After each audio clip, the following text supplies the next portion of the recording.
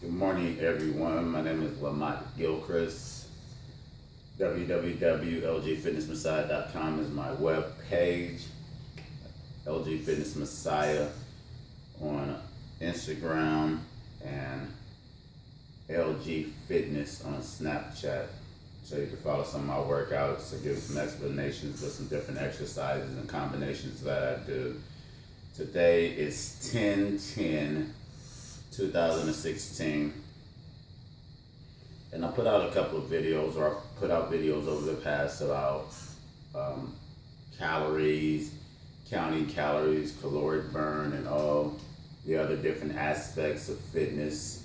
I got a question for someone, and they were asking me, I've been getting a lot of these questions about macro and micro dieting, about your macros. So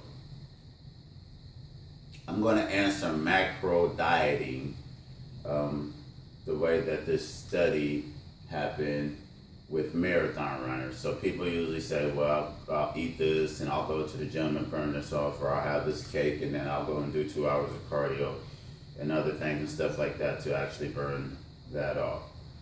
So this is the problem, or this is part of a problem, or could be a problem in macro dieting.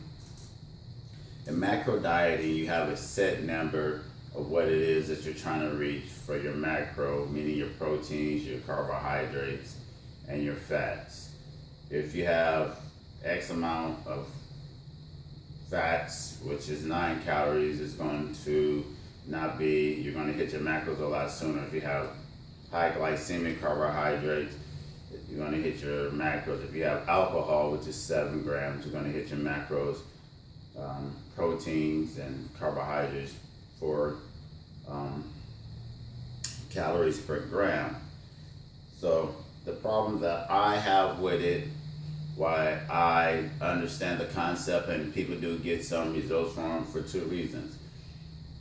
The study is marathon runners who are running and they were coming up with diabetes. Now, in theory, you'd be like, well, man, marathon runners do cardio all the time. They work more efficiently. They body burn fats, proteins, and carbohydrates pretty efficiently.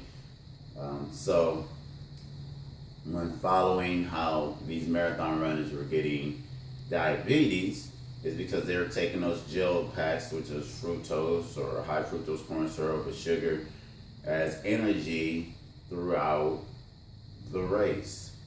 So the moral of the story is, although macro dieting is important to a degree, and it kind of just depends on your day, depends on how much energy you're putting out, depends on how you're governing the energy output, all these different things, like 2 grams of protein per body weight for dieting and this and all this other stuff. It's just numbers people are throwing out there. Doesn't necessarily mean that it's true. First of all, when you're taking the protein, you don't absorb every protein that you take in fully. Some proteins are better absorbed than other proteins.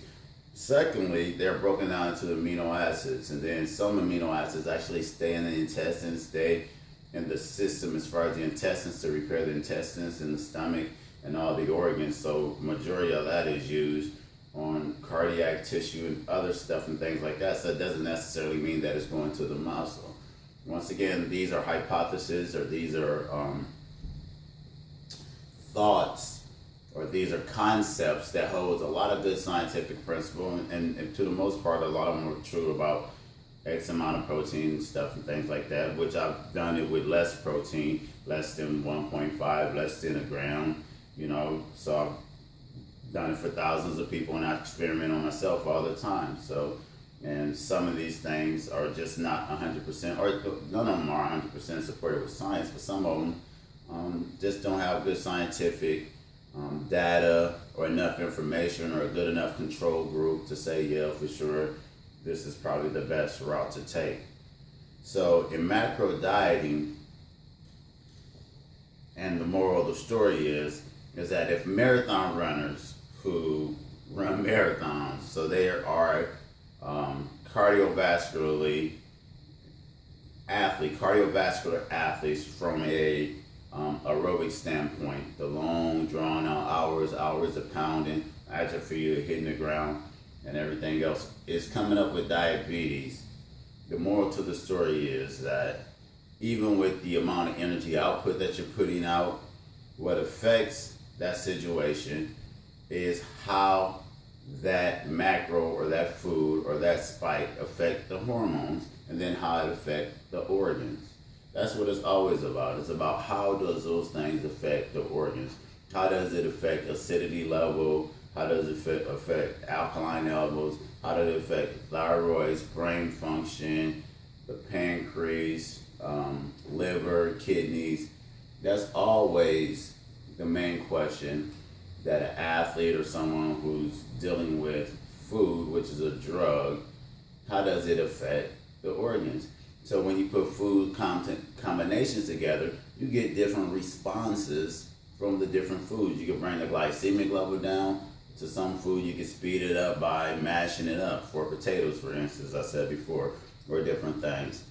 So although macro dieting is a good foundation, and macro nutrition is excellent as far as like having a standard that you can sit it on. But for me, it's just like standing on a scale, which it can vary. It's just like taking percent body fat, which is pretty not that accurate because different people are different races or have different levels of leanness and things going on.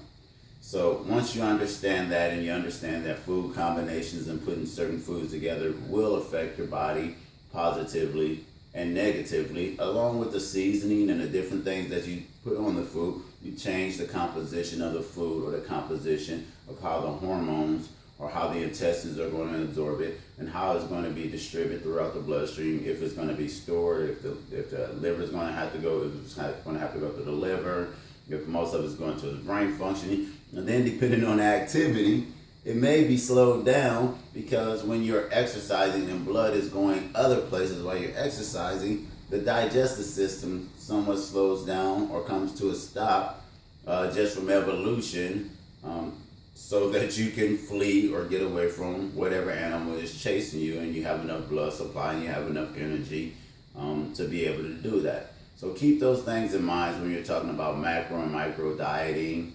That's a good question. Thanks for the question, and I hope this addressed some of the issues about macro and micro dieting. My name is Lamont Gilchrist. Thanks.